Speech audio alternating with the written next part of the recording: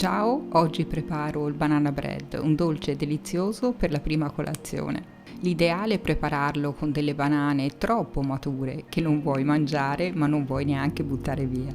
Per prima cosa setaccia le polveri, la farina, il lievito, un pizzico di bicarbonato, aggiungi un pizzico di sale e mescola il tutto.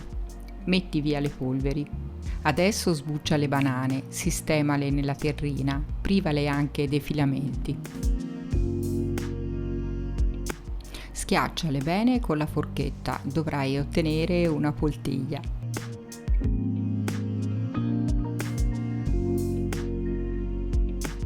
Aggiungi 2 uova medie e sbatti bene il tutto con la forchetta.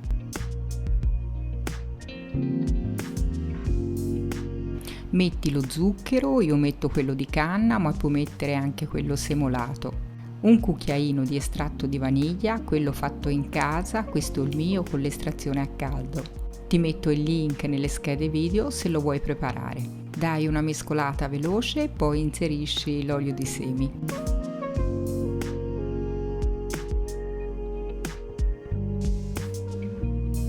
È arrivato il momento di integrare le polveri, quelle setacciate in precedenza. Mescolo bene fino ad ottenere un composto omogeneo.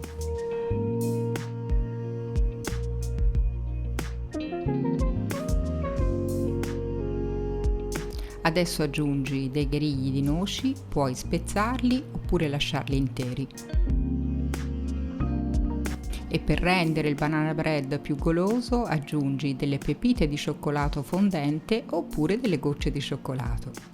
Dai l'ultima mescolata veloce e poi inserisci il composto all'interno di uno stampo standard per plum cake rivestito con della carta forno.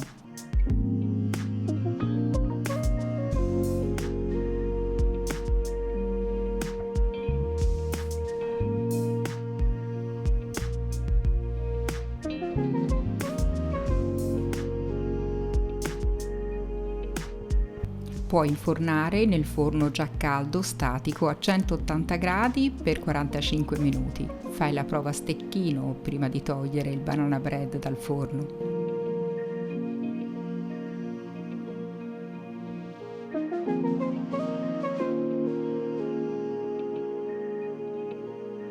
Ed ecco il banana bread pronto, lo sistemo sul piano di lavoro e poi su un piatto di portata.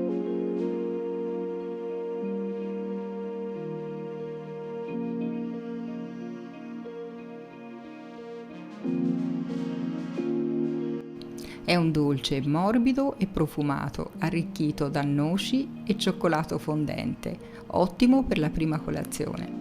Spero che la ricetta ti sia piaciuta, un abbraccio, a presto!